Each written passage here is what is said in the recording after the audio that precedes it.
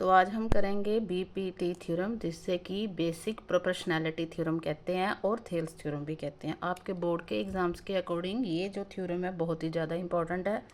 और इसकी स्टेटमेंट क्या कहती है, चलिए जी ध्यान से देखते हैं क्या कह रहे हैं। If a line is drawn parallel to one side of a triangle, जैसे ये हमने एक ट्राइंगल बनाई है, एक हम लाइन ड्रॉ करते हैं, जैसे कि यहाँ पे डी ई लाइन ड्रॉ की है जो कि ट्राइंगल की एक साइड, जैसे कि बी सी के ये क्या है, पैरेलल है।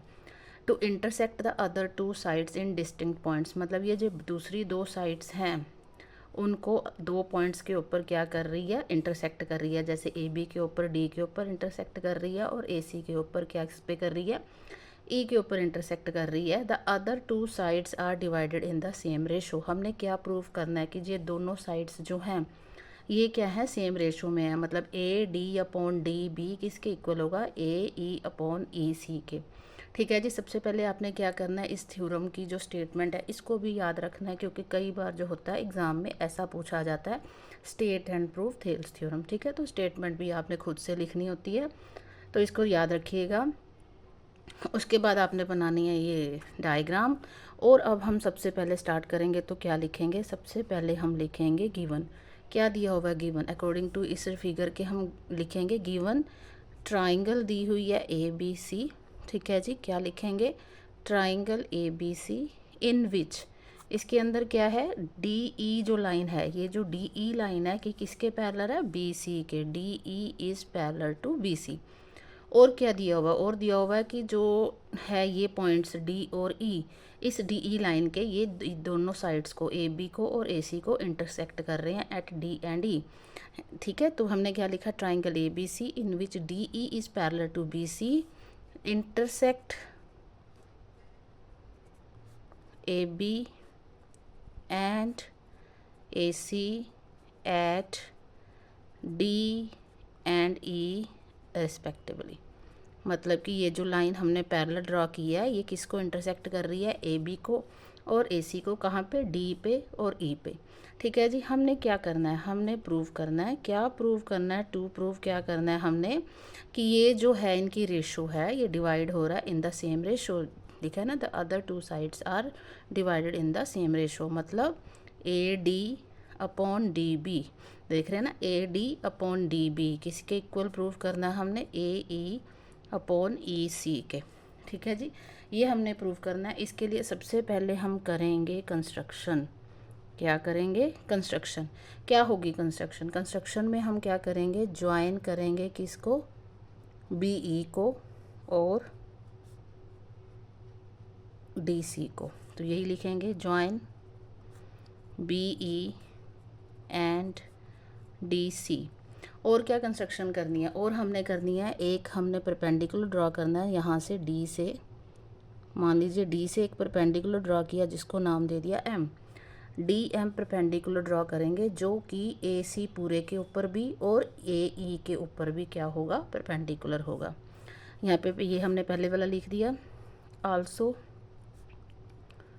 ड्रॉ डी एम जो कि क्या होगा, परपेंडिकुलर होगा ए सी के ऊपर। ठीक है जी।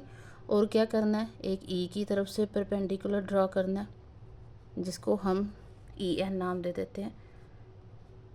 एंड ई एन वो किसके परपेंडिकुलर है, पूरे ए बी के ऊपर, ए डी के ऊपर भी और ए बी के ऊपर भी, पूरी लाइन के ऊपर भी परपेंडिकुलर है। ये तो करनी थी हमने कंस्ट्रक्शन। अब हम चलते हैं हमारे प्रूफ की तरफ। तो देखिए जी, प्रूफ में क्या लिखेंगे, हमने दो ट्राइंगल्स लेनी है, ऐसी लेनी है जैसे कि मान लो पहले हम ये वाली साइड लेंगे, A D upon D B लेंगे, तो उसके लिए हम ए डी के लिए कौन सी ट्राइंगल लेंगे, ए डी ई। ठीक है जी, ए डी ई ट्राइंगल लेंगे और दूसरी डी बी के लिए डी बी ई ट्राइंगल लेंगे। तो यहाँ पे क्या लिखेंगे, area of triangle A D E upon area of triangle D B E. और एरिया ऑफ ट्राइंगल का आपको फॉर्मूला पता ही है, half into base into height. अब इसका बेस क्या होगा, इस वाली ट्राइंगल का ए डी ई के अंदर जो बेस होगा वो ए डी होगा। क्यों, क्योंकि ई एन हमने क्या ड्रॉ करा, परपेंडिकुलर ड्रॉ करा है, तो ए डी बेस हो गया और ई एन क्या हो गया, परपेंडिकुलर हो गया। ऐसे ही नीचे जो डी बी ई ट्राइंगल ली है इसके अंदर भी हाफ इंटू बेस, बेस क्या लेंगे, डी बी लेंगे, बेस डी बी। और जो होगा परपेंडिकुलर हमारा वो ई एन ही होगा, क्योंकि जो ई एन हमने परपेंडिकुलर ड्रॉ करा है वो पूरी लाइन के ऊपर ड्रॉ करा है, तो ये आ गया ई एन। यहाँ पे जो सेम है वो कट जाएंगे, ये कट गया, ये कट गया, हमारे पास ये एरिया किसके इक्वल आ गया, A D upon D B के, इसको रख लेंगे नंबर 1। ठीक है जी, यहाँ तक क्लियर हो गया। अब हमने आना दूसरी साइड की तरफ। दूसरी साइड क्या है, ए ई और ई सी। तो ए ई के लिए ए डी ई ट्राइंगल लेंगे और ई सी के लिए क्या लेंगे, डी ई सी ट्राइंगल लेंगे।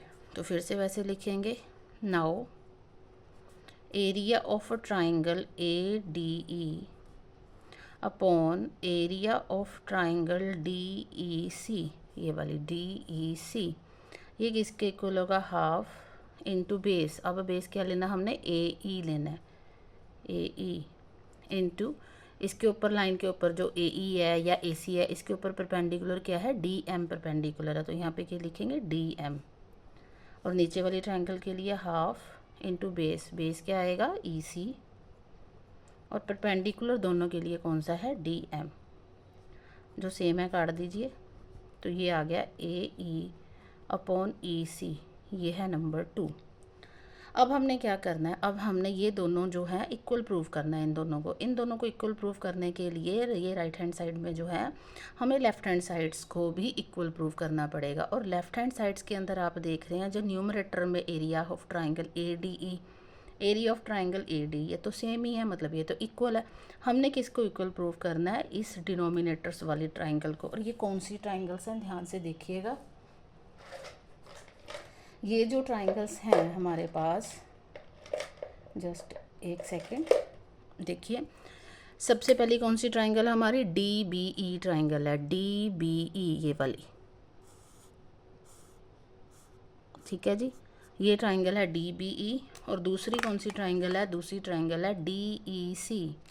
देखिए जी कौन सी है डी ई सी, ये वाली। अब आपको क्लियर दिख रहा होगा कि ये दोनों जो ट्राइंगल्स हैं ये ऑन द सेम बेस हैं, दोनों का बेस कौन सा सेम है, दोनों ही। अगर हम इनको उल्टा करके देखें, ये जो डी ई लाइन है इसके ऊपर क्या है, ये दोनों का बेस है ये, ठीक है जी। और पैरेलल लाइंस के अंदर भी हैं सेम, क्योंकि एक पैरेलल लाइन ये डी ई है, एक पैरेलल लाइन क्या है, बी सी है। तो 9th क्लास में आपने किया था कि जब दो ट्राइंगल सेम बेस पर होती हैं और उन दो पैरेलल लाइंस के अंदर होती हैं तो उनका एरिया आपस में क्या होता है, इक्वल होता है। तो यहाँ पे क्या लिखेंगे, area of triangle D B E किसके इक्वल होगा, area of triangle D E C. क्यों होगा, ये हमने रीज़न ज़रूर लिखना है, बिकॉज ट्राइंगल्स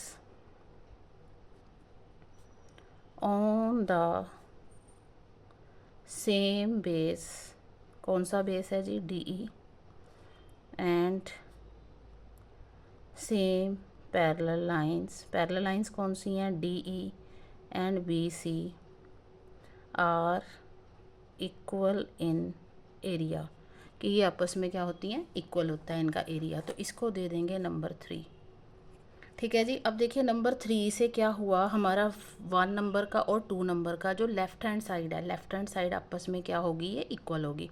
अगर ये लेफ़्ट हैंड साइड आपस में इक्वल होगी तो राइट हैंड साइड जो है ये दोनों रेशोज़ ये भी इक्वल हो जाएंगी आपस में, और यही हमने प्रूव करना था। तो यहाँ पे क्या लिखेंगे, फ्रॉम 1 2 एंड 3, 10 लिख सकते हैं, 10 from 1 2 and 3 A D upon D B किसके इक्वल हो गया, ए ई अपॉन ई सी के, जो कि हमने प्रूव करना था। और लास्ट में क्या लिख देंगे, हैंस प्रूव्ड, ठीक है जी। ध्यान से देख लीजिए इस थ्योरम को। आज हम सिर्फ यही थ्योरम करेंगे, जो इसके नेक्स्ट क्वेश्चन से शुरू करेंगे एक्सरसाइज 6.2 के, वो कल करेंगे नेक्स्ट वीडियो के अंदर, जो कि आपको कल देखने को मिलेगी। अगर अभी तक आपने मेरा चैनल सब्सक्राइब नहीं किया तो कर लीजिए, ताकि आने वाली वीडियोस जो हैं उसका नोटिफिकेशन आपको मिल सके। और एक बात और, इस थ्योरम को अच्छे से लर्न कीजिएगा, इसकी स्टेटमेंट को भी अच्छे से लर्न कीजिएगा, क्योंकि ये जो थ्योरम है ये एग्ज़ाम्स में ज़रूर आती है। Thank you so much.